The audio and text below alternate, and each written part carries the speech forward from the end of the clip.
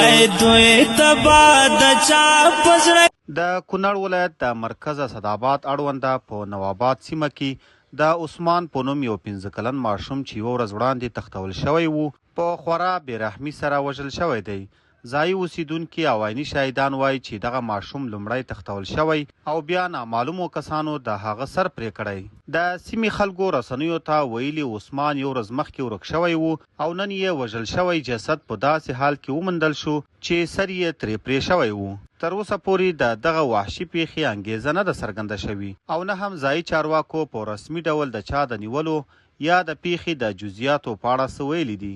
د دغه ماشوم وژل کېدو په سیمه کې لویه ویره او غوسه راپارولې ده او خلک له چارواکو څخه د قاتلینو د نیولو او سختې سزا ورکولو غوښتنه کوي. دا په داسې حال کې ده چې د طالبانو په واکداري کې په دې وروستیو کې داسې پیښې له پخوا څخه ډېرې شوي دي. د 15 کلن عثمان د پیښې انګیزه لا نه ده معلومه چې عثمان د څه په خاطر تښتول شوی او بیا شهید کړی شوی دی. د عثمان پلار وایي چې که چېرته زما زوی د پیسو په خاطر تښتول شوی وي او داسې کار ورسره شوی وي او اختطافچیانو له ما څخه پیسې غوښتې وای نو له ما سره په جیب کې یوازې 90 افغانۍ وي. مطلب دا چې د عثمان کورنۍ ډیره غریبه او عاجزه کورنۍ ده.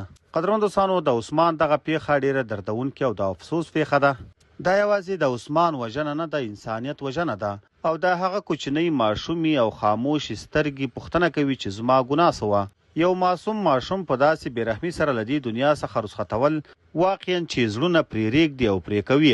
که نن دغه قاتلین آزاد پرېښودل شي، سبا به نورې میندې هم خپلو بچو جنازې پورته کوي. موږ له موجوده حکومت او امنیتي ادارو څخه جدي غوښتنه کوو چې د دې پیښې عاملین ژر تر ژره ونیسي او د قانون له مخې ورته سخته نه سخته سزا ورکړي، تر څو بیا داسې هیڅوک هم جرأت ونه کړي چې د داسې ګلالي ماشومانو سره داسې ناوړه کار وکړي. الله تعالی دې دغه وحشي ظالمان تباه او برباد کړي او الله دې د عثمان کورنۍ مور او پلار ته د زړه صبر ورکړي.